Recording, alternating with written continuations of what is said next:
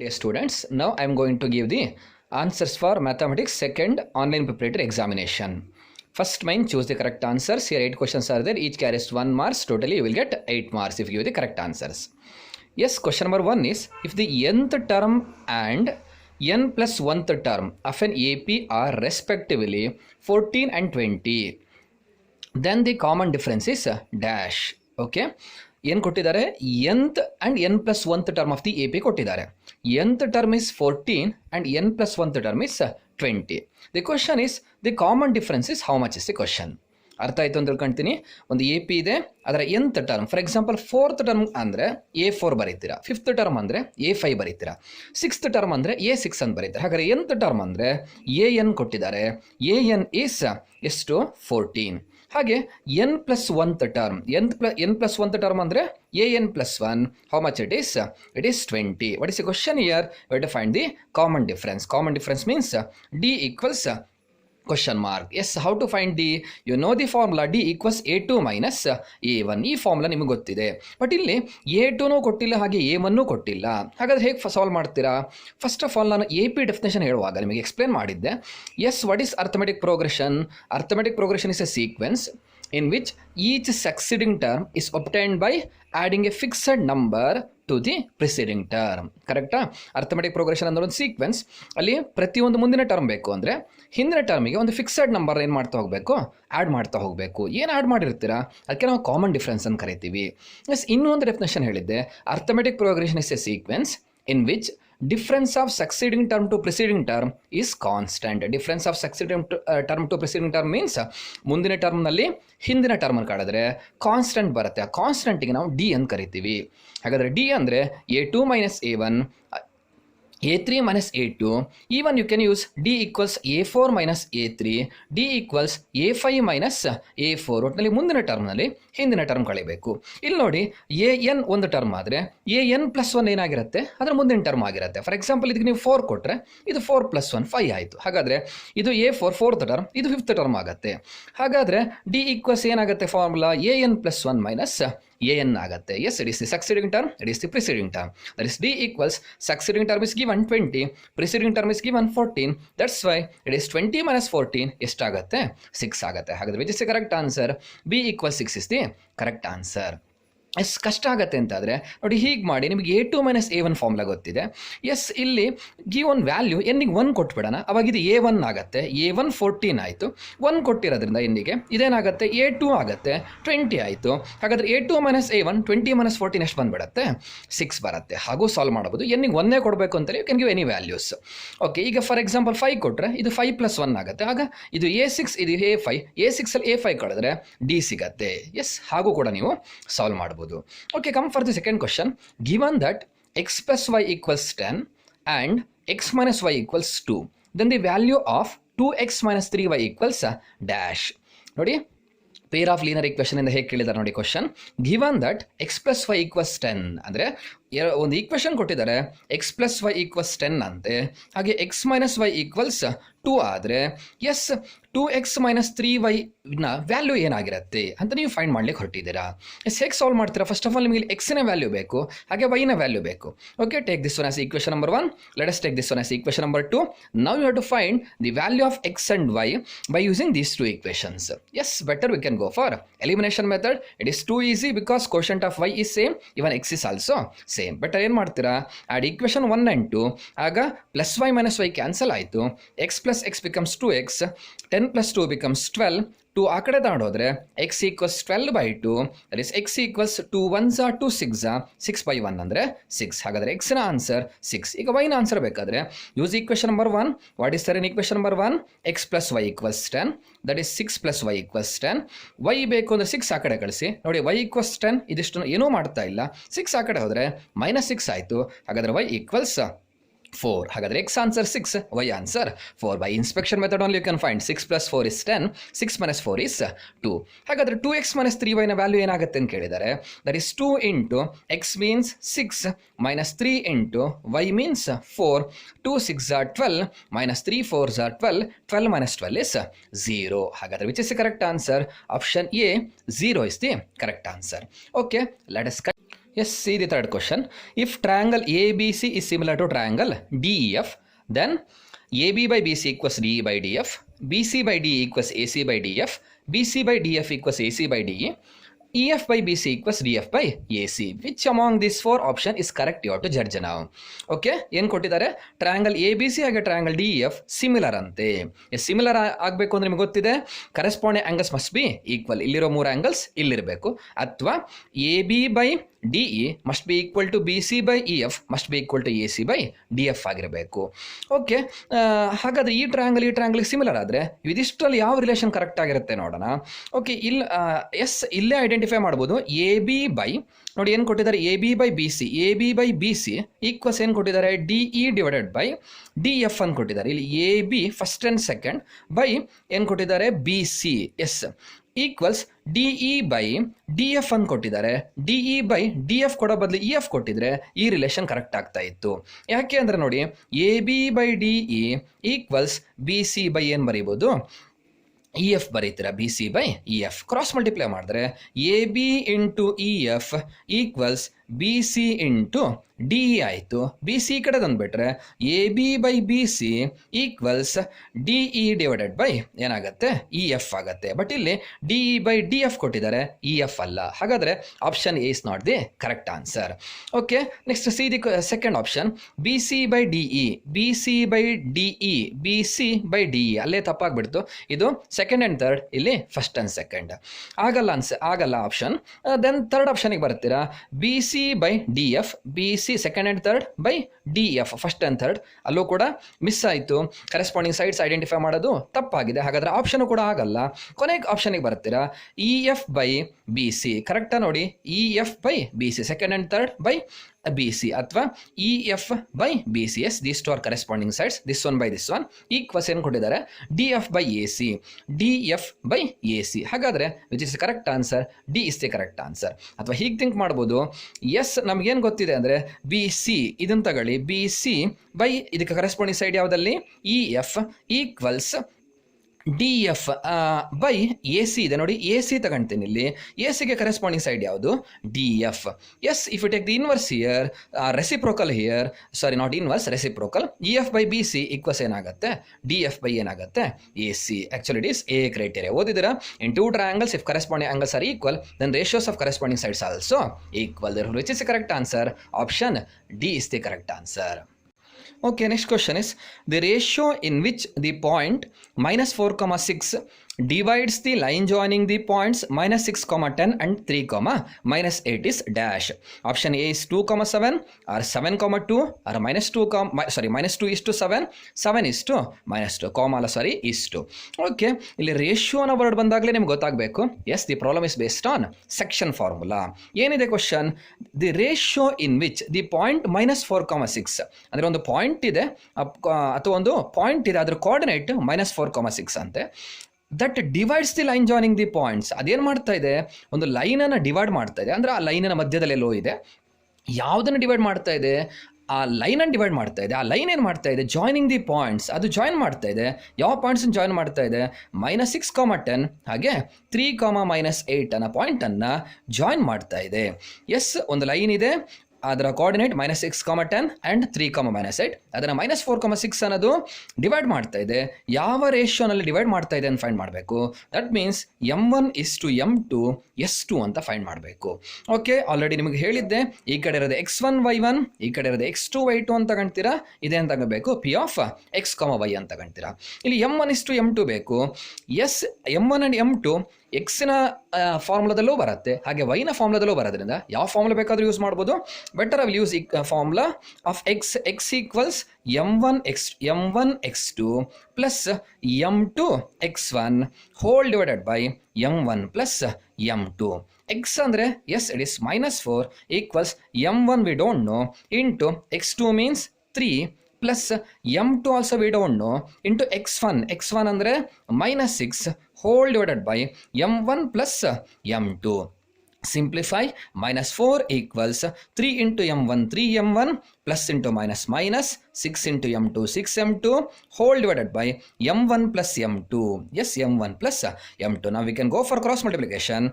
Yes, ಇಲ್ಲಿ ಏನು ಇಲ್ಲ ಅಂದ್ರೆ ಕೆಳಗಡೆ 1 ಇದೆ, ಹಾಗಾದ್ರೆ yes multiply now 4 into m1 plus m2 equals 3m1 minus 6m2 into 1 ಅಂದರೆ 3m1 minus 6m2 ಆಗುತ್ತೆ. ಓಕೆ, ನೆಕ್ಸ್ಟ್ ಕಂಟಿನ್ಯೂ ಮಾಡಿ. Yes, it is monomial with binomial. Minus into plus minus 4m1 minus into plus minus 4m2 equals 3m1 minus 6m2. ನೀವು next ಏನು ಮಾಡ್ತೀರಾ ಅಂದರೆ m1 ಒಂದು ಕಡೆ ತಗೊಂಡು ಹೋಗಿ m2ನ ಒಂದು ಕಡೆ ತಗೊಂಡು ಹೋಗ್ತೀರಾ. ಹಾಗಾದರೆ ಮೈನಸ್ 4m2 ಹಾಗೆ ಇಟ್ಟಿದ್ದೀನಿ, ಮೈನಸ್ 6m2 ಈ ಕಡೆ ಬಂದರೆ ಪ್ಲಸ್ 6m2 ಈಕ್ವಲ್ಸ್ ಆ ಕಡೆ 3m1 ಇದೆ, ಮೈನಸ್ 4m1 ಆ ಕಡೆ ಹೋದರೆ ಪ್ಲಸ್ 4m1. ನಾವು minus 4m2 plus 6m2, it is minus, this one is plus. You have to go for subtraction. If you subtract 4 from 6 you will get 2m2, but bigger number is 6, its sign is plus. Yes, plus ಹಾಕಬೇಕು ಅಂತೇನಿಲ್ಲ, continue. 3m1 plus 4m1 is 7m1. ನಮಗೆ m1 is to m2 ಬೇಕು, ಅಂದರೆ m1 divided by m2 ಬೇಕು. ಹಾಗಾದರೆ m1 divided by m2 ಬೇಕು ಅಂದರೆ m2 ಆ ಕಡೆ ತಗೊಂಡು ಹೋಗಿ 7 ಈ ಕಡೆ ತರ್ತೀರಾ. ಆಗ 2/7 ಈಕ್ವಲ್ಸ್ m1 ಬೈ m2 ಆಯಿತು. 2/7 means 2 is to 7 equals m1 is to m2. ಹಾಗಾದರೆ ಮೈನಸ್ 4,6 ಅನ್ನೋದು ಮೈನಸ್ 6,10 ಆ್ಯಂಡ್ 3,-8 ಜಾಯಿನ್ ಮಾಡುವ ಲೈನನ್ನು 2 is to 7 ರೇಷಿಯೋನಲ್ಲಿ ಡಿವೈಡ್ ಮಾಡುತ್ತೆ. ಹಾಗಾದರೆ ಇದು 2 ಪಾರ್ಟ್ಸ್ ಇದೆ ಅಂದರೆ ಇದು 7 ಪಾರ್ಟ್ಸ್ ಇದೆ ಅಂತ ಅರ್ಥ. Yes, actually it is not a 1 mark question, but ಆದರೂ ಕೇಳಿದ್ದಾರೆ ಅಂದರೆ ಎಸ್ ನೀವು ಹೀಗೆ ಮಾಡಬೇಕು ಅಂತಿಲ್ಲ. ಅಲ್ಲಿ ಗ್ರಾಫ್ ಇದೆ ನಿಮಗೆ ಲಾಸ್ಟ್, ಆ ಗ್ರಾಫ್ನಲ್ಲಿ ಈ ಪಾಯಿಂಟನ್ನು ನೋಡಿ, ಈ ಪಾಯಿಂಟ್ ಎಲ್ಲಿ ಬರುತ್ತೆ, ಇದರ ಮೆಷರ್ಮೆಂಟನ್ನು ಫೈಂಡ್ ಮಾಡಿ ರೇಷಿಯೋನಲ್ಲಿ ಎಕ್ಸ್ಪ್ರೆಸ್ ಮಾಡಿದರೆ 2 is to 7 ಬರುತ್ತೆ. ಹಾಗೂ ಕೂಡ ಸಾಲ್ವ್ ಮಾಡ್ಬೋದು, but this one is only easy. ಇದೇ ಈಸಿ ಅನಿಸುತ್ತೆ. ಅಲ್ಲಿ ಮೆಷರ್ಮೆಂಟ್ ಮಾಡುವಾಗೆಲ್ಲ ತಪ್ಪು ಆದರೆ ರೇಷಿಯೋ ಚೇಂಜಸ್ ತಪ್ಪಾಗುವ ಚಾನ್ಸಸ್ ಇರುತ್ತೆ. Okay, let's go for the question number 5. If 2 tan theta equals 1, then the value of cot theta equals dash. Option A is 1/2 or √3/2 or 2 or 2/√3. Okay, so simple. What is given here? 2 tan theta equals 1. We have to find the value of cot theta. ನಮಗೆ ಏನು ಗೊತ್ತಿದೆ ಅಂದರೆ cot theta is the inverse of tan theta. Tan theta find ಮಾಡಿಬಿಟ್ರೆ ಅದರ ಉಲ್ಟಾ ಮಾಡಿದರೆ, that means inverse ಮಾಡಿದರೆ ಕಾಟ್ theta ಸಿಗತ್ತೆ ಅಂತ ಗೊತ್ತಿದೆ. ಹಾಗಾದ್ರೆ ಟ್ಯಾನ್ ಟೀಟಾ ಫೈಂಡ್ ಮಾಡಬೇಕಾದ್ರೆ 2ನ ಈ ಕಡೆ ತನ್ನಿ, ಆಗ tan theta equals 1/2, which implies cot theta equals ಏನಾಗಬೇಕು 2/1. Actually 2/1 is 2. In denominator 1 means we can leave that 1, that is 2 is the answer. ಹಾಗಾದರೆ ಯಾವ ಆನ್ಸರ್ ಕರೆಕ್ಟ್ ಇಲ್ಲಿ? C2 is the correct answer. Okay, next question. The measure of central tendency which can be find out by using ogive curve is dash. A mean, B mode, C median, D range. ಏನು ಕೇಳಿದ್ದಾರೆ? The measure of central tendency. Yes, there are 3 measures of central tendency. ನಿಮಗೆ ಗೊತ್ತಿದೆ already. ಯಾವುದಾದ್ರು ಒಂದು ಮೀನು, ಇನ್ನೊಂದು median, ಇನ್ನೊಂದು mode. S, ಆ ಮೂರರಲ್ಲಿ ಯಾವುದನ್ನು ಓಜಿವ್ ಕರ್ವ್ನಲ್ಲಿ ಯೂಸ್ ಮಾಡಿ ಯಾವುದನ್ನು ಯಾವ ಸೆಂಟ್ರಲ್ ಟೆಂಡೆನ್ಸಿಯನ್ನು ಓಜಿವ್ ಕರ್ವ್ನ ಯೂಸ್ ಮಾಡಿ ಫೈಂಡ್ ಮಾಡ್ಬೋದು ಅಂತ ಕೇಳಿದ್ದಾರೆ. Once again, the measure of central tendency which can be find out by using ogive curve is. Ogive curve draw ಮಾಡೋದ್ರಿಂದ ಯಾವ ಸೆಂಟ್ರಲ್ ಟೆಂಡೆನ್ಸಿನ ಫೈಂಡ್ ಮಾಡ್ಬೋದು? ಮೀನ್ ಫೈಂಡ್ ಮಾಡ್ಬೋದು, ಮೋಡ್ ಫೈಂಡ್ ಮಾಡ್ಬೋದು, ಮೀಡಿಯನ್ ಫೈಂಡ್ ಮಾಡ್ಬೋದು ಅಂತ ಕೇಳಿದ್ದಾರೆ. ಎಸ್, ಆಲ್ರೆಡಿ ನೀವು ಇದು ಓದಿದ್ರೆ ಗ್ರಾಫ್ನಲ್ಲಿ ಮೀಡಿಯನನ್ನು ನಾವು ಫೈಂಡ್ ಮಾಡ್ಬೋದು. That's which is the correct answer. C median is the correct answer. Okay, come to the next question. The height of a frustum of cone of base radii 25 cm and 20 cm is 12 cm. Then the slant height is dash. ಏನು ಕೇಳಿದ್ದಾರೆ? Simple, ಒಂದು frustum of cone ಇದೆ. Yes, this one is the frustum of cone. ಆ frustum of ಕೋನ್ನಲ್ಲಿ the height of a frustum of cone, ಅದರ height ಕೊಟ್ಟಿದ್ದಾರೆ. ಎಷ್ಟಂತ height? 12 cm ಇದೆಯಂತೆ. Yes, the height of the frustum of cone of base radii, ಅದರ ರೇಡಿಯಗಳು ಎಷ್ಟಿದೆ ಅಂದರೆ 1 is 25 cm, ಇನ್ನೊಂದು ಎಷ್ಟು ಕೊಟ್ಟಿದ್ದಾರೆ? R2 20 cm ಇದೆಯಂತೆ. ಅದರ ಸ್ಲಾಂಟ್ ಹೈಟ್ ಎಷ್ಟು? ದಟ್ ಮೀನ್ಸ್ ಎಲ್ ಎಷ್ಟು ಅಂತ ಫೈಂಡ್ ಮಾಡಬೇಕು. Yes, we have direct formula. What is the formula? L equals square root of h² plus R1 minus R2 whole square. Yes, ಇಲ್ಲಿ ಮಧ್ಯದಲ್ಲಿ ಪ್ಲಸ್ ಬರುತ್ತೆ, because ನಾವು ಇದನ್ನು ಪೈಥಾಗೊರಸ್ ಥಿಯರಮ್ ಮೇಲೆ ಡಿರೈವ್ ಮಾಡಿರೋದು. ನೆನಪಿಡಿ, ಈ ಡಿರೈವೇಷನ್ ಕೂಡ ನೀವು ಮಾಡಿಸಿದ್ದೀನಿ, ಹಾಗಾಗಿ ಇಲ್ಲಿ ಮೈನಸ್ ಬರಲಿಕ್ಕೆ ಹೋಗಬೇಡಿ ಮಧ್ಯದಲ್ಲಿ. That is L equals square root of h² means 12 square plus R1 means ಎಷ್ಟಾಗುತ್ತೆ? R1 means 25 minus R2 means 20 whole square. That is L equals square root of 144 plus 25 minus 20 ಅಂದರೆ 5 square. That is L equals square root of 144 plus 5 square means 25. That is square root of 169. Square root of 169 ಗೊತ್ತಿದೆ, ಡೈರೆಕ್ಟಾಗಿ ಬರೀತೀರಾ 13 centimetre. ಇಲ್ಲ ಅಂದರೆ prime factorise ಮಾಡಿ ನಿಮಗೆ answer ಸಿಗತ್ತೆ. ಹಾಗಾದರೆ ಯಾವುದು ಕರೆಕ್ಟ್ ಆನ್ಸರ್ ಇಲ್ಲಿ? 13 centimetre is the correct answer. ಅಥವಾ ಅಕಸ್ಮಾತ್ ಫಾರ್ಮುಲಾ ಮರ್ತು ಹೋದರೆ ಪೈಥಾಗರಸ್ ಥಿಯರಮ್ ಅಪ್ಲೈ ಮಾಡಲಿಕ್ಕೆ ಗೊತ್ತಿರಬೇಕು. ಹೀಗೊಂದು ಪರ್ಪೆಂಡಿಕ್ಯುಲರ್ ಹೇಳಿರ್ತೀರಾ, ಆಗ ಇದೆಷ್ಟಾಗತ್ತೆ? 12 ಆಗುತ್ತೆ. ನೋಡಿ ಇದಿಷ್ಟು ಹೇಗೆ ಫೈಂಡ್ ಮಾಡ್ತೀರಾ ಅಂದರೆ ಇದಿಷ್ಟರಲ್ಲಿ ಇದಿಷ್ಟನ್ನು ಕಳಿಬೇಕು. ನೋಡಿ ಇದಿಷ್ಟು 25 ಆಗಿದೆ, ಇದಿಷ್ಟು 20 ಅಂದಮೇಲೆ ಇದು ಕೂಡ 20 ಬಿಕಾಸ್ ಇದು ರೆಕ್ಟ್ಯಾಂಗಲ್, ನಿಮಗೆ ಹೇಗೆ ಅಂತ ಗೊತ್ತಿದೆ. ಹಾಗಾದರೆ ಇದು 5 ಆಗುತ್ತೆ, ಇದು 5, ಇದು 12, ಇದೆಷ್ಟಾಗಬೇಕು? ಪೈಥಾಗರಸ್ ಥಿಯರಮ್ ಅಪ್ಲೈ ಮಾಡಿದ್ರೆ ಇದು 13 ಸೆಂಟಿಮೀಟರ್ ಬರುತ್ತೆ. Yes, next question.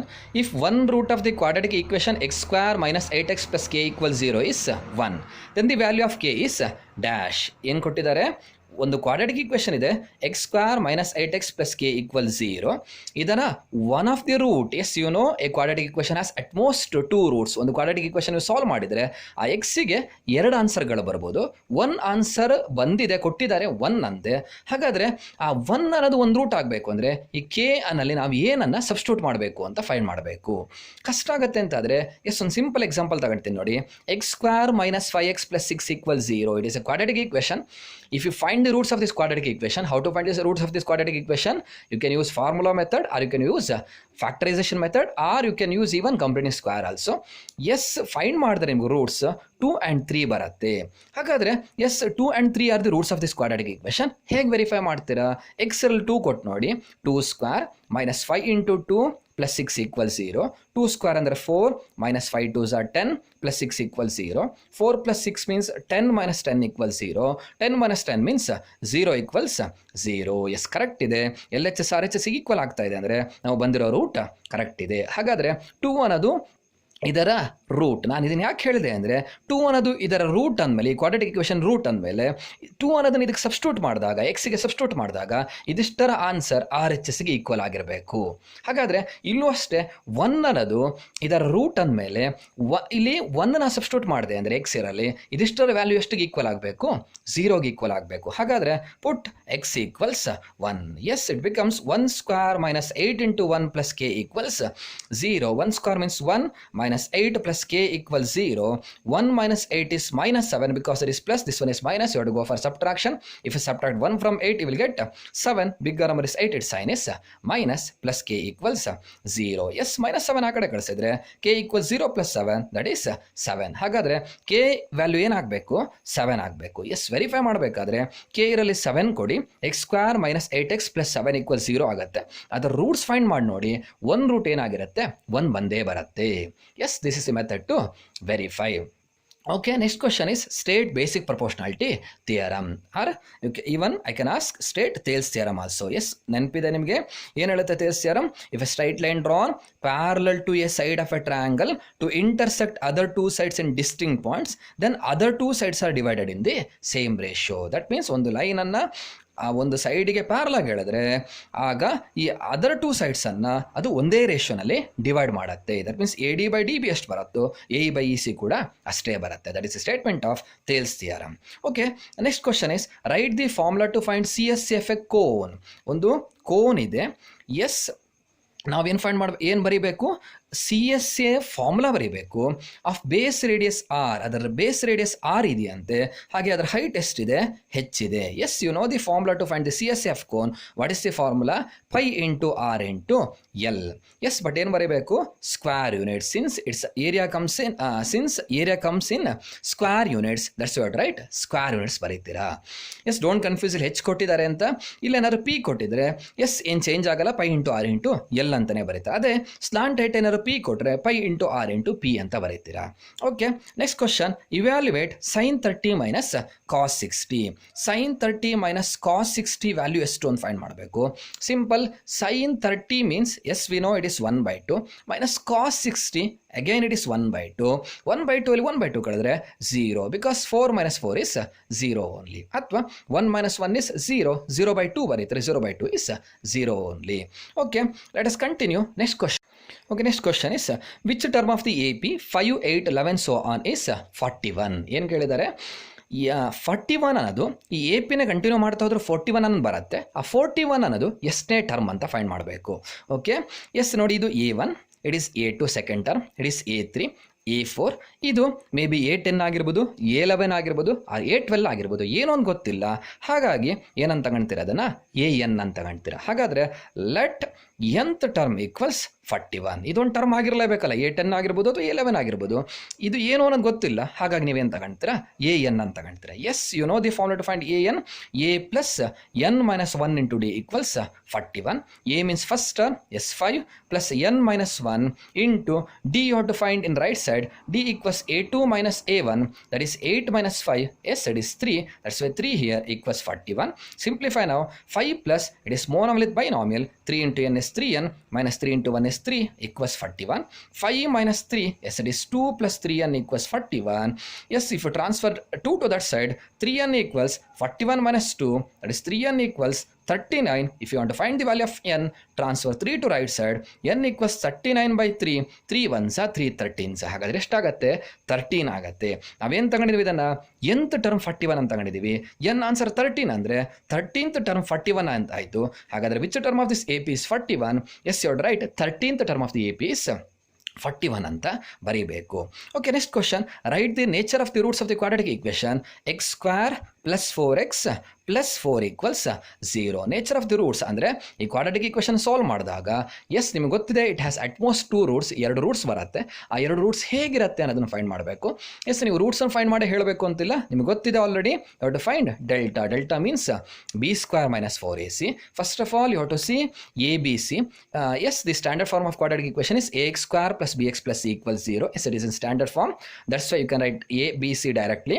A means 1, b means quotient of x, that is 4, c means a constant, that is again 4. b square means 4 square minus 4 into a means 1 into c means 4. 4 square means 16.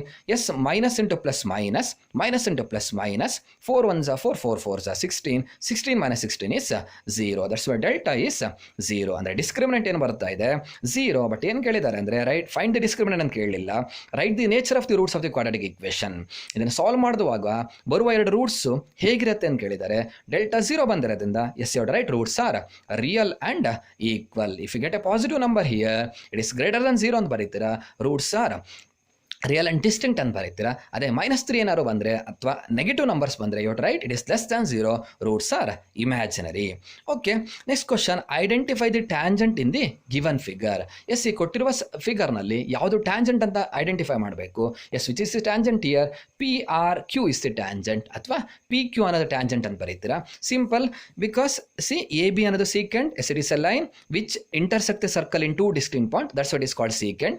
CD is chord which touches the circle in 2 points, that's why it is called chord. The straight line which touches the circle at only 1 point, that is called as tangent. ಒಂದು line circle ಒಂದೇ ಪಾಯಿಂಟಲ್ಲಿ touch ಮಾಡ್ತಾ ಇದೆ ಅಂದರೆ ಅದಕ್ಕೆ tangent ಅಂತ ಕರಿತೀವಿ. ಹಾಗಾದರೆ tangent ಯಾವುದು, PQ ಅಂತ ಬರೀಬೇಕು ಅಥವಾ PRQ ಅಂತ ಬರೀತೀರಾ. ಇನ್ನೂ ಚೆನ್ನಾಗಿ ಕೊಟ್ಟಿದ್ದಾರೆ ನೋಡಿ, ಇಲ್ಲಿ ಆಂಗಲ್ 90 ಡಿಗ್ರಿ ಇದೆ. ನಾವು ಆಲ್ರೆಡಿ ಥಿಯರಮ್ನಲ್ಲಿ ಓದಿದ್ದೀರಾ, angle between the radius and tangent is always 90 degree. ಹಾಗಾಗಿ ಯಾವುದು ಟ್ಯಾಂಜೆಂಟ್ ಆಗಿರಬೇಕು, PQ ಅನ್ನೋದು ಟ್ಯಾಂಜೆಂಟ್ ಆಗಿರಬೇಕು. Okay, let's continue. Next question, find the coordinate of midpoint of line joining the points a 6,8 and b 2,12. That means, yes, in a graph there are 2 points, one is 6,8, another point is 2,12.